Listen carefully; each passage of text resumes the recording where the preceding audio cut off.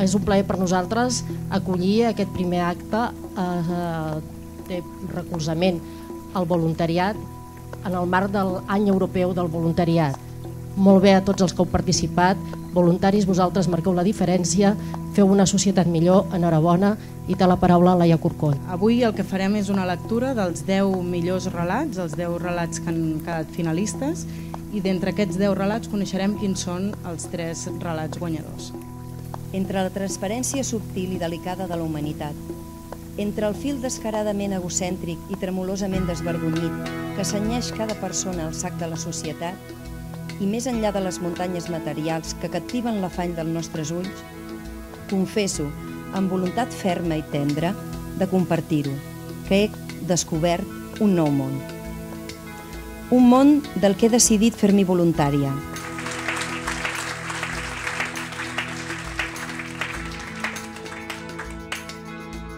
Hi ha un dia, un com un altre, no té per què fer més sol que de costum ni més fred de l'habitual, en què algú et dona una mala notícia. Llavors, tots els records comencen a rebotar dins el teu cap com pilotes de tennis de color fluorescent, picant amb força. No t'ho pots creure. Et preguntes com pot ser. Notes de seguida que el teu cor ha començat a bombejar sang i emoció a una velocitat que et desborda. Te n'adones de la impotència. Et corre per totes les venes. Quan acaba la reunió, algú engega música ballable. Uns altres s'animen i van a comprar menjar i begudes per tothom, mentre tu i la resta de l'equip xerreu i somrieu sincerament, intentant col·locar la mala notícia en alguna part més còmoda del cos. Per començar, passareu una nit de la festa junts, que us ho mereixeu, preparant-vos per fer front a la situació i disposats a fer el que calgui perquè no us tanquin l'esplai.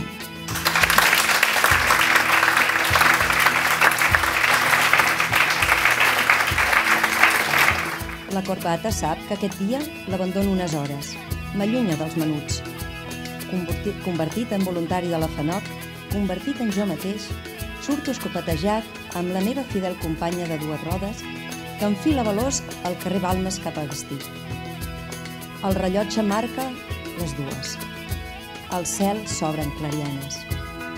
La vall d'Hebron m'obre les portes i arribo a la planta de les grans lliçons, on trobo i sento una barreja de sensacions, patiment i alegria, malaltia i colors, desesperança i vida, febre i joc, bombes i bombons, medicaments i somriures, cançons i pors. I al vell mig d'aquelles vides alienes em sento un nen més.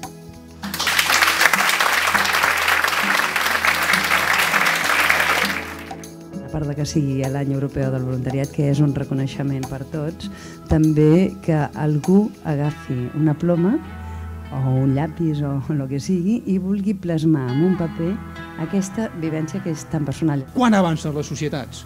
Quan apareixen ments creatives, que trenquen les regles, que superen els límits, que veuen més enllà de l'ordre establert i veuen cap a on hem d'anar. Alguns ho fan per la via de les arts plàstiques, d'altres per la via del teatre, d'altres per la via de la pintura o de la música.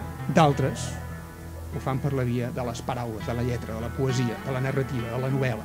Més de 70 relats, per mi, en el món actual, significa un èxit, i permeteu-m'ho que digui sense cap mena de falsa modèstia. Crec que és per estar molt orgulloses i molt orgullosos d'això, i confio que no sigui l'última vegada. Esperem que sigui el segon, però que lògicament si hi ha un segon és perquè hi ha un tercer, un quart, un cinquè i un desè, en fi, lògicament cada any ho presentarà algú, però jo si tinc la possibilitat d'anar-ho seguint de la manera que sigui, ho faré molt de gust. Moltes gràcies, moltes felicitats i que no sigui l'última vegada. Moltes gràcies.